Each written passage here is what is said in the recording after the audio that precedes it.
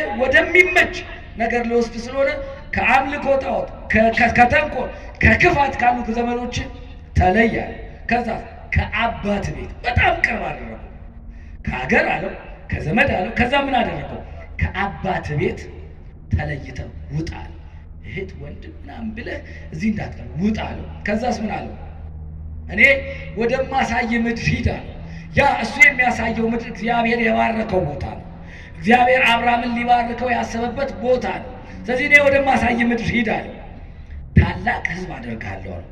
ይህንን እግዚአብሔር ልብ በሉ፣ እግዚአብሔር ለአብርሃም ይህን ሲነግረው አብርሃም እድሜው 75 ዓመቱ ነው።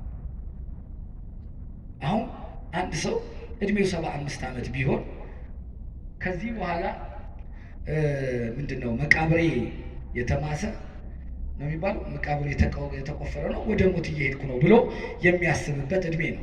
አብርሃምን ግን እግዚአብሔር ስራ ሊጀምርበት እግዚአብሔር በየትኛው እድሜ መጥቶ ታሪክ